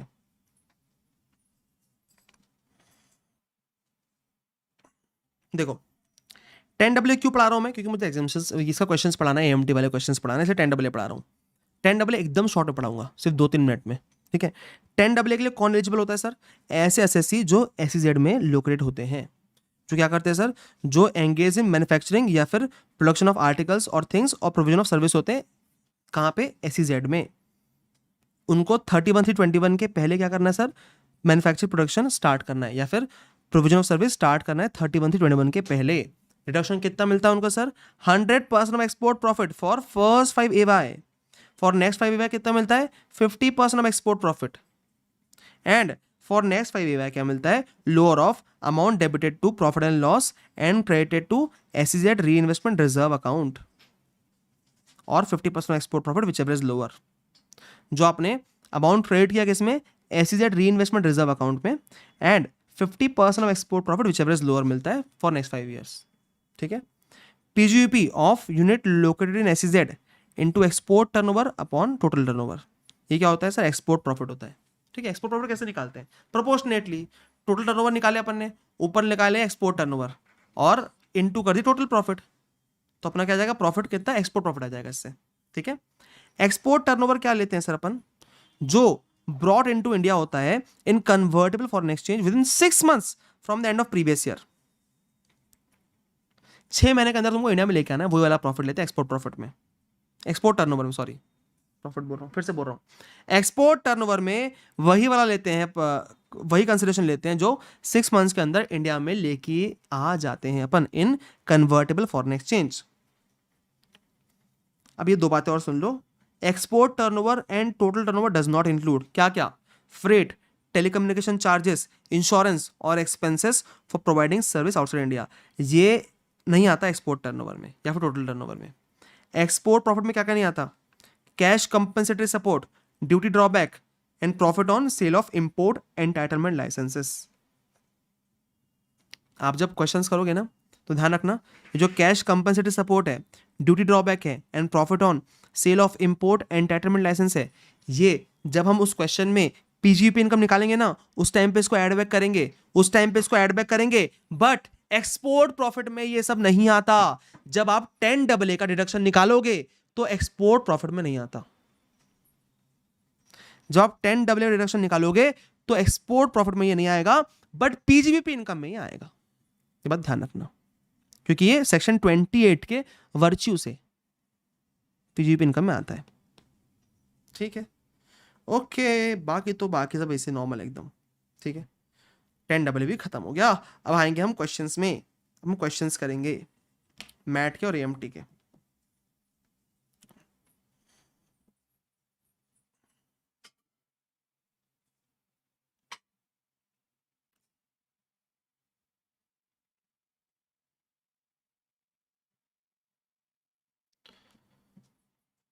वन फाइव BAA BAB बेटा एएमटी में कुछ रिपीट करने का नहीं है।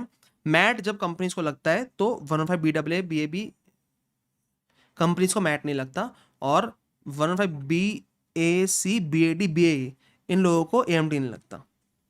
सिंपल सी बात है। चलो आ जाओ, करेंगे। पहले मैट करते हैं, आ जाओ भाई। Sona Limited, a resident company, earned a profit of 15 lakhs after debit credit of following items to its statement of profit and loss for the year ended 31/3/24. Items debited to statement of profit and loss. साथ में करेंगे mat. ठीक है, provision for loss of subsidiary, क्या ये allowed होता है sir? नहीं, एड बैक करेंगे, अभी तो पढ़े थे। प्रोविजन फॉर डाउटफुल डेब्ट्स, ये अलाउ होता है क्या सर? नहीं, एड बैक करेंगे, अभी तो पढ़े थे। प्रोविजन फॉर इनकम टैक्स, ये अलाउ करेंगे? नहीं, एड बैक होता है, अभी तो पढ़े थे।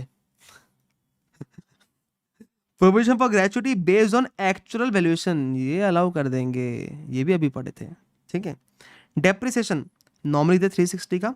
अब यहाँ पॉइंट देखते हैं अपन। Depreciation includes 1.5 lakh on account of revaluation of fixed assets. तो अपन क्या करेंगे, ये डेप्रिसिएशन ऐड बैक कर देंगे बेटा, और माइनस कौन सा करेंगे? 360 माइनस 150 कितना होता है? 2,10,000। 2,10,000 माइनस करेंगे, that is depreciation excluding depreciation on revalued assets. ठीक है, interest to financial institution unpaid before filing of return. ओ, ये तो 43B में डिसला होता है, ऐड बैक कर देंगे क्या? इच्छा हो रही ना अंदर से ऐड बैक करने की? Penalty for infarction of law, इच्छा हो रही ना ऐड बैक करने के अंदर से? हो रही ना? नहीं करना ये दोनों ऐड, ये दोनों ऐड नहीं करना। क्यों? ये इनकम टैक्स में ऐड होता है बेटा, अपन मैट कर रहे हैं, मैट कर रहे हैं, गलती से इसको ऐड बैक मत कर देना। जितने पॉइंट आपको सिर्फ बुक में दिए हैं, जितने बताए मैंने, उतने पॉइंट ही ऐड या लेस होंगे, उसके अलावा कुछ ऐड या लेस नहीं होगा। अपने मन से मत करना, ध्यान रखना ये बात। ठीक है, items related to statement of profit and loss, profit of unit established in SEZ, क्या इसको लेस करते हैं? हम नहीं करते इसको लेस, 10AA वाला है ये। Share in income of an AOP as a member, minus करते हैं इसको, क्योंकि AOP के हाथ में MMR पर टैक्सेबल हो चुका है। Income from units of UTI, क्या ये माइनस करते हैं? नहीं माइनस करते। पहले income from units of UTI exempt होती थी, पहले माइनस करते थे, अब नहीं करते। Long term capital gain on sale of building, minus करेंगे क्या? नहीं करेंगे। खत्म। Brought depreciation as per income tax rules दिया है, इसका कोई काम नहीं है यहाँ पे, इसका कोई भी काम नहीं यहाँ पे, हटा दो। Brought forward loss as per books of accounts of the company is of ₹10 lakhs which includes unabsorb depreciation 4 lakh। मतलब ब्रॉड फॉरवर्ड लॉस कितना हो गया 6 लाख का, अनएब्जॉर्ब हो गया 4 लाख का। कौन सा अलाउ करेंगे? Which ever is lower. Provision for income tax includes 45,000 of interest payable on income tax. चलता है ना, पूरा ही अपन को ऐड बैक करना पड़ता है, टैक्स भी इंटरेस्ट भी। यस देखो वही हुआ है सब, एग्जैक्टली वही हुआ है। ठीक है, मैट प्रॉफिट है बुक प्रॉफिट, उसका मैट निकालिए 15%, सेट कर लिया 4%। ठीक है, मैट का एक क्वेश्चन और करेंगे अपन।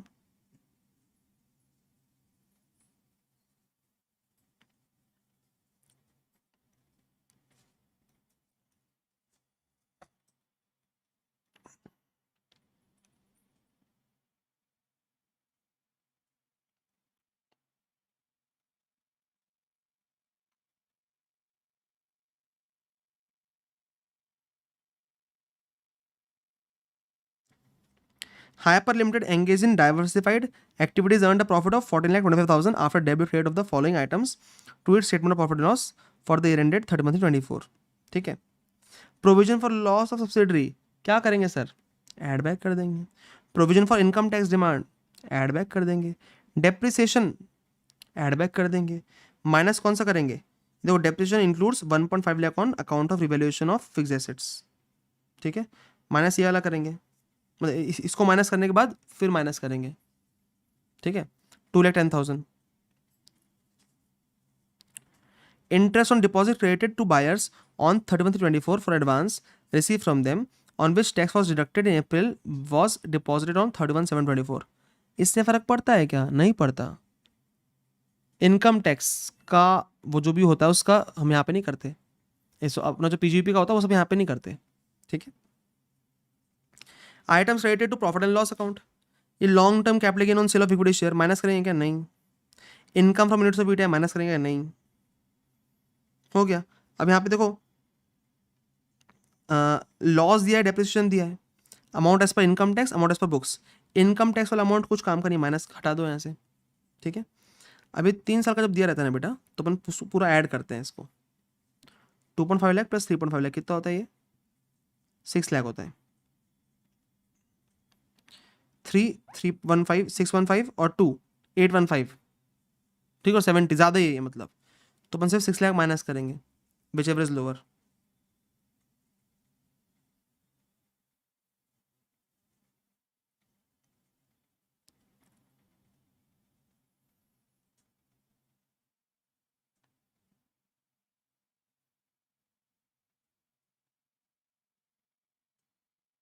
सिक्स लाख माइनस किया ना। ठीक है, इजी।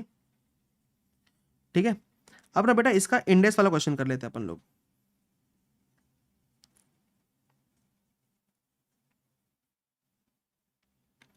मैट का इंडेक्स वाला क्वेश्चन कर लेते हैं।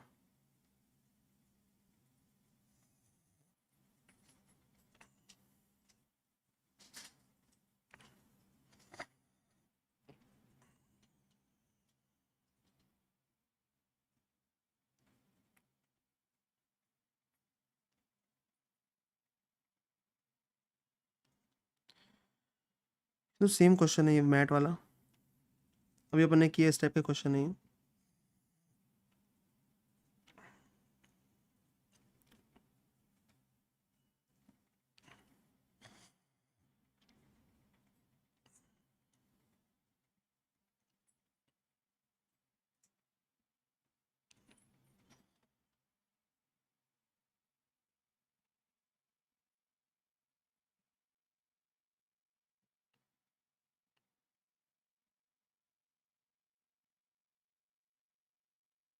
This one. ठीक है,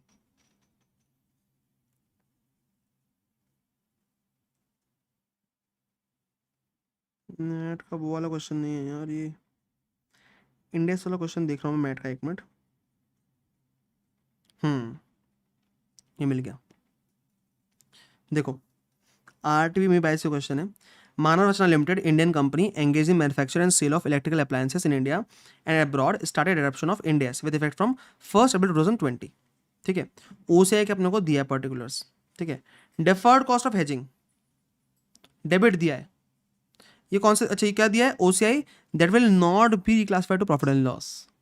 ठीक है, तो क्या करना चाहिए अपने को, अगर क्रेडिट है तो तुरंत ऐड बैक करना चाहिए आके, डेबिट है तो तुरंत लेस करना चाहिए. दो आइटम इसमें छोड़ना है, दो आइटम इसमें छोड़ना है. क्या क्या देखते हैं. Deferred cost of hedging debited है, अभी आके लेस कर दो. नाम पे मत जा, नाम समझ में नहीं आएंगे तुमको, तुमको दो आइटम ढूंढना है सिर्फ जो तुमको छोड़ना है. Changes in fair value of liquid instrument, ये इग्नोर करना है. फर्स्ट और माइनस करना है, इसको इग्नोर करना है. रिवोल्यूशन सरप्लस ऑफ एसेट्स, ये भी इग्नोर करना है, ये अभी नहीं करना है, ये बाद में करते हैं अपन. Deferred gain on cash flow hedges plus करना है. Remeasurement of post employment benefit obligation plus करना है. ये दोनों को इग्नोर करना है, देखो वही किया है. ठीक है, बाकी दोनों को ऐड किया उसने और एक लेस किया है, डेफर्ड कॉस्ट ऑफ हेजिंग. दो पॉइंट छोड़े हैं, कौन सा, रिवोल्यूशन सरप्लस और changes in fair value of equity instrument, ये पॉइंट छोड़े हैं. राइट, अब देखो यहाँ पे और पॉइंट है क्वेश्चन में. बुक प्रॉफिट दिया हुआ है 97.4754 लाख का, ठीक, 97.54 लाख का. ठीक है, यहाँ ब्रॉड फॉरवर्ड लॉस दिया अपने को, बिजनेस लॉस और डेप्रिसिएशन. अब देखो एनसीएलटी ने ये एप्लीकेशन एडमिट की कंपनी की आईबीसी में, सीआईआरपी की, तुमको दोनों लेना पड़ेगा, बिजनेस लॉस भी और अनएब्सॉर्ब डेप्रिसिएशन भी, दोनों ले लेंगे अपन. पूरा ले लिया अपन ने. ठीक है, एक और पॉइंट है, transition amount as on convergence date stood at 68 lakh. Credit balance है, ऐड करते हैं 1/5 इसका, बट इसमें कैपिटल रिजर्व 8 लाख का है और 6 lakh relating to translation difference in a foreign operation. ये दोनों इंक्लूड नहीं होता किसमें, ट्रांजिशन अमाउंट में. तो ट्रांजिशन अमाउंट में से 8 लाख और 6 लाख माइनस करेंगे, बचा कितना 54 लाख, डिवाइड बाय 5 करेंगे 10,80,000. ये आखिरी में अपन ऐड करेंगे 1/5 ऑफ ट्रांजिशन अमाउंट.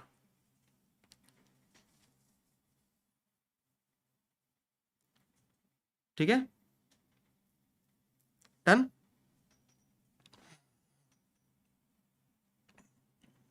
इजी है. ठीक है, ओके गाइस. इसका एम मैट का एक और क्वेश्चन है इंडेक्स वाला, वो आप एक बार देख लेना, वो भी कर लेना, सेम क्वेश्चन है. ठीक है, वही दो पॉइंट छोड़ने पड़ते हैं. ये वाले तो क्वेश्चन है शायद यार. देखो ये क्वेश्चन है, देखो अभी पूरे पॉइंट छोड़ दो. अभी यहाँ पे दो पॉइंट देखो तुम. Item created to OCI which will not be reclassified to profit and loss. Remeasurement of defined employment right retirement benefits plan. ठीक है, ये तो अपन ऐड कर देंगे, क्रेडिटेड है तो. ठीक है, revolution surplus of property plant and equipment, इसको इग्नोर करेंगे. वही तुमको दो पॉइंट ढूंढना पड़ता है, रिवोल्यूशन सरप्लस और change in fair value of liquid instrument, उसको इग्नोर करना पड़ता है बस, और कुछ भी नहीं करना पड़ता. ठीक है, और एक ट्रांजिशन अमाउंट देखना पड़ता है. यहाँ पर ट्रांजिशन अमाउंट देखो कितना है. Transition amount as on convergence date stood at 5 crore including capital reserve of 50 lakh rupees. Minus कर देंगे इसको, कैपिटल रिजर्व को, 5 crore minus 50 lakh 4.5 crore, divide by 5 करेंगे कितना आएगा 90 लाख. 90 लाख आखिरी में ऐड कर देंगे, क्रेडिट बैलेंस है इसलिए.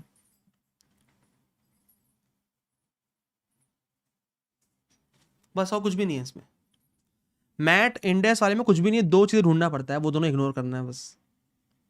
बाकी जो क्लासिफाइड टू प्रॉफिट, नेवर भी classified to profit and loss रहता है OCI में, उसको तुम क्या करोगे, उसमें जो भी क्रेडिटेड है उसको ऐड कर दोगे, डेबिटेड उसको लेस कर दोगे. बट ध्यान देना उसमें क्या रहना चाहिए, items that are never classified to profit and loss, that will never be classified to profit and loss. अगर तुमको दो आइटम दिए, items that will never be classified to profit and loss and items that will be classified to profit and loss, that will be classified to profit and loss को पूरा ही छोड़ देना, पूरा ignore कर देना. अपने को मतलब किससे, सिर्फ जो never be classified to profit and loss है उससे मतलब है. ठीक है, ओके. चलो अपन AMT क्वेश्चन देख लेते हैं एक दो.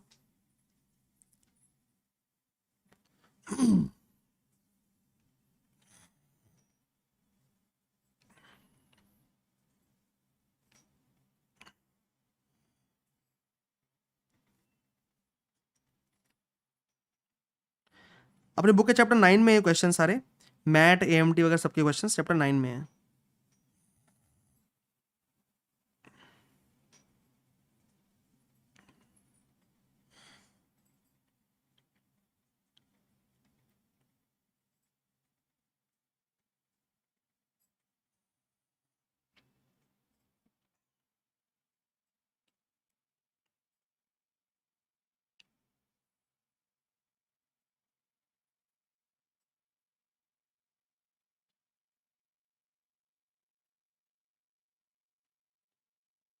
ये देखो, PQ LLP, a limited liability partnership, set up a unit in SEZ in financial year 1920 for production of washing machines.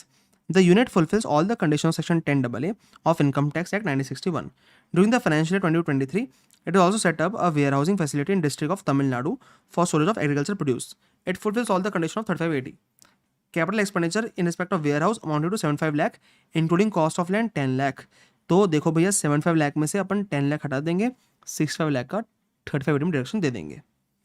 The warehouse became operational with effect of from 1st April 23, and the expenditure of 75 lakh was capitalized in the books of account on that date. अब निकालना है अपने को. चलो देखो, profit from unit in SEZ कितना है बेटा, 40 लाख का है. एक्सपोर्ट सेल्स कितनी है, 80 लाख रुपीज़ की, 80 लाख रुपीज़ की. डोमेस्टिक सेल्स कितनी है, 20 लाख रुपीज़ की. ठीक है. टोटल टर्नओवर कितना हो गया बेटा, 100 लाख का. एक्सपोर्ट टर्नओवर कितना हो गया, 80 लाख का. टोटल प्रॉफिट कितना हो गया बेटा, 40 लाख का. तो 40 इंटू 80 बाई 100, 32 लाख का क्या हो गया बेटा, export profit. 100% of export profit deduction मिलेगा अपने को. ठीक है. 32 लाख 100% एक्सपोर्ट प्रॉफिट डिडक्शन मिलेगा 10AA में. और 35AD में अपने को मिलेगा 65 लाख का डिडक्शन. तो देखो आ जाओ, पहले अपने को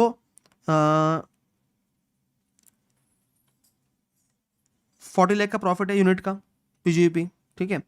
और प्रॉफिट फ्रॉम वेयरहाउसिंग फैसिलिटी कितनी है सर, 105 लाख है. उसमें 65 लाख अपने को रिडक्शन मिल रहा है 35AD का. देखो 105 लाख का प्रॉफिट यहाँ दिया हुआ है, profit from operation of warehousing facility. ठीक है. तो इसका बचा 40 लाख रुपीज़. जीटीआई कितनी हुई, 80 लाख रुपीज़ की जीटीआई हुई. ठीक है. इसमें 10AA रिडक्शन मिलेगा 32 लाख का, वो भी निकाल लिया अपन ने ऊपर. ठीक है. और टैक्स आएगा. ठीक है.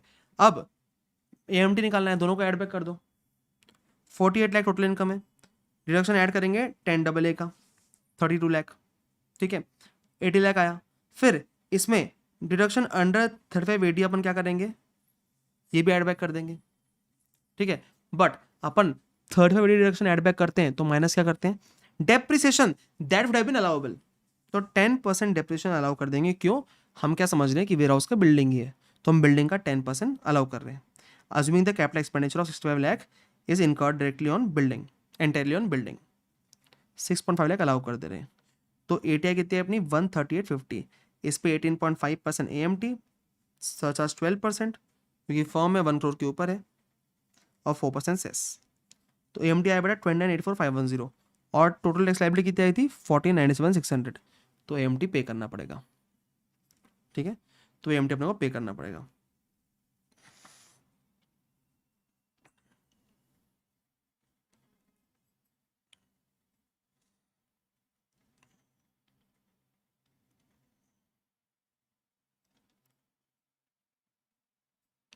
एएमटी का एक अच्छा क्वेश्चन देख रहा हूं मैं, उसमें उसे ढूंढ रहा हूँ एडिशनल क्वेश्चन में से.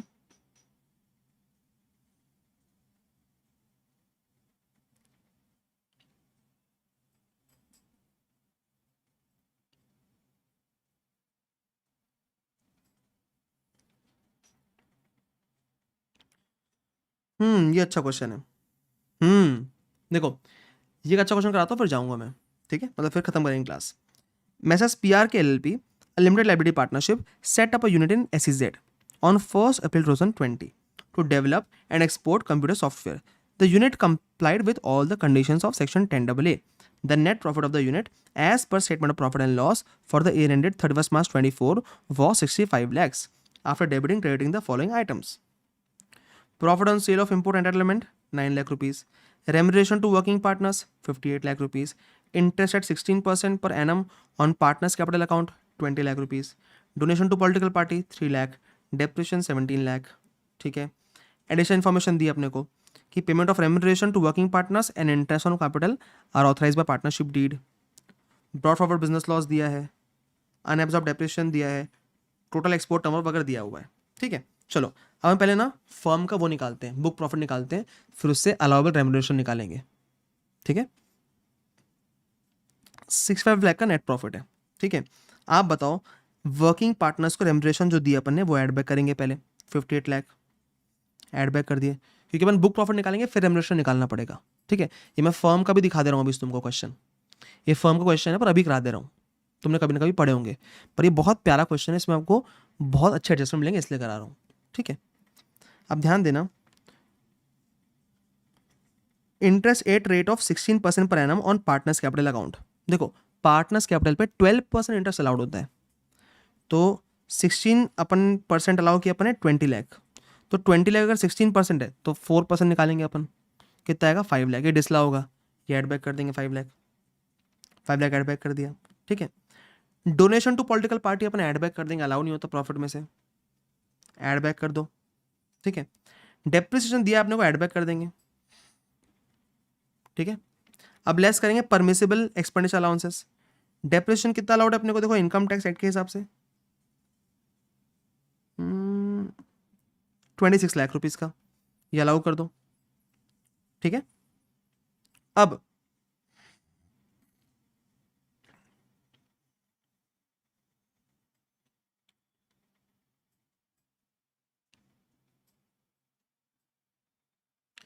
अनएब्सॉर्ब डेप्रिसिएशन देखो कितना दिया है, 35 लाख। अब ना हम जब बुक प्रॉफिट कैलकुलेट करते हैं तो हम लोग अनएब्सॉर्ब डेप्रिसिएशन अलाउ करते हैं, ये तुम जब फर्म पढ़ोगे तब पढ़ाऊंगा तुमको, ठीक है। Current year plus brought forward depreciation allow करते हैं अपन, ब्रॉड फॉरवर्ड लॉस अलाउ नहीं करते, पर ब्रॉड फॉरवर्ड डेप्रिसिएशन अलाउ करते हैं। क्यों अलाउ करते हैं, क्योंकि सेक्शन 32 में आता है, ठीक है। तो हम ना जब बुक प्रॉफिट निकालते हैं तो करंट के साथ साथ अनएब्सॉर्ब डेप्रिसिएशन भी अलाउ करते हैं, ये पॉइंट स्टार मार्क कर लेना, और कल अभी जब तुमको टैक्सेशन ऑफ वेरियस एंटिटीज पढ़ाऊंगा ना मैं, तो उसमें पढ़ाऊंगा ये चीज़, ठीक है, ओके। 35 लाख माइनस करते हैं, क्योंकि हम फर्म के जब बुक प्रॉफिट निकालते हैं तो करंट ईयर के साथ ब्रॉड फॉरवर्ड डेप्रिसिएशन भी अलाउ करते हैं, ये अलाउ कर लिया अपन ने, ठीक है, ओके। अब sir profit on sale of import entitlement, ये सेक्शन 28 के सबसे आपके इनकम का पार्ट बनता है, तो इसलिए कोई एडजस्टमेंट करना पड़ेगा क्या, नहीं, ये आपके प्रॉफिट में आएगा, ठीक है। तो 87 लाख का बुक प्रॉफिट आया, फर्स्ट 3 लाख पे 90% 270, और बचे हुए 84 लाख पे 60%, टोटल कितना हुआ सर 53 लाख 10,000। एक्चुअली पेड कितना था 58 लाख, अलाउ कितना करेंगे 53 लाख 10,000, तो अलाउ कर देंगे अपन।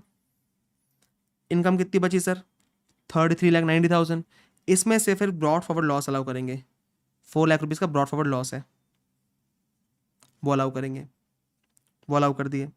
अब सर यहाँ पे GTI आ गया अपना 29 लाख 90,000। अब डिडक्शन अंडर सेक्शन 10AA निकालना है अपने को, 10AA के अपने को ये लाइन पढ़नी पड़ेगी 10AA के लिए। Total export turnover was 45 crores and sale proceeds in convertible foreign exchange received in India by 30th September 24 was 38 crores, ठीक है। Total export turnover of 45 crores includes telecommunication charges of 5 crores attributable to delivery of software. Sale proceeds realization of 38 crores also includes such telecommunication charges of 2 crore rupees.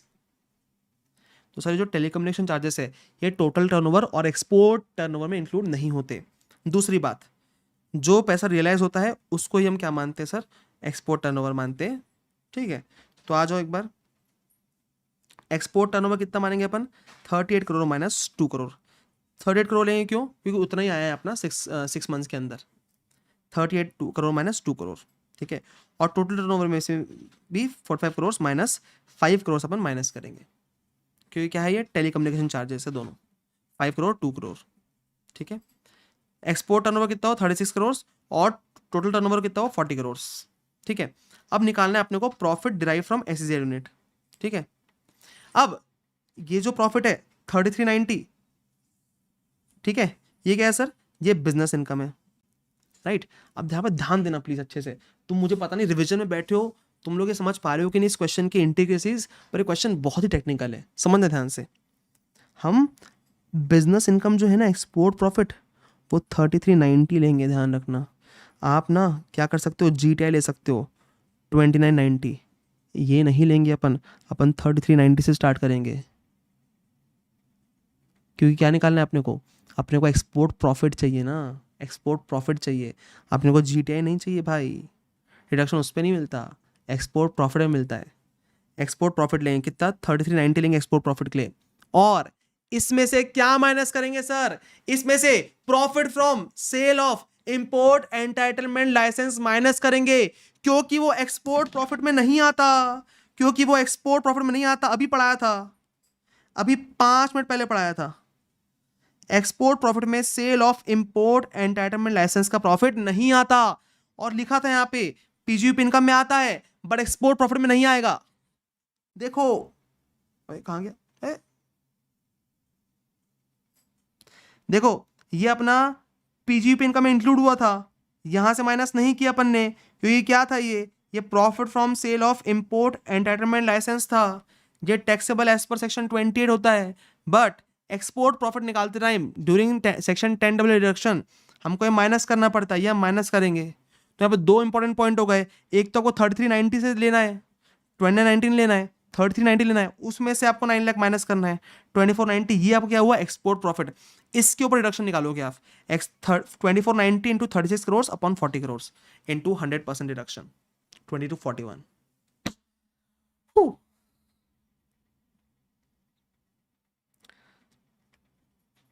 ये tricky points कोई बताएगा नहीं आपको, revision video में तो कोई नहीं बताएगा, ठीक है। डन हो गया है ना। तो अपना यहाँ पे मैट, AMT और 10W डन हो गया, ठीक है। आपको 10W क्यों पढ़ाया मैंने, ये क्वेश्चन कराने के लिए पढ़ाया, सिर्फ ये वाला क्वेश्चन कराने के लिए 10W साथ में पढ़ाया आपको मैंने, कि ये क्वेश्चन भी समझ में आया आपको, राइट। ओके, तो मतलब यहाँ पे अपना मैट, AMT और 10W का रिविजन कंप्लीट हो गया, साथ में अपन ने इंपॉर्टेंट क्वेश्चंस भी देख लिए, ठीक है। मुझे नहीं लगता आप आज के बाद आपको मैट, AMT में दिक्कत जानी चाहिए, ठीक है।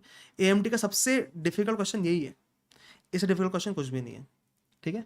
आप सभी को हैप्पी होली, आप सभी ट्राई करें कम होली खेलें, ज़्यादा होली अपने हाईलाइटर के साथ खेलें कल, ठीक है। टाइम ज़्यादा वेस्ट ना करें, पढ़ाई को ही टाइम दें, है ना। और मिलते हैं अपन, ठीक है। और रंग जमाते रिवीजन में, ठीक है। ऐसे जैसे रिविजन्स कर रहे हैं अपन, ऐसे और रिविजन्स करेंगे, रोज रिविजन कर रहे हैं अपन।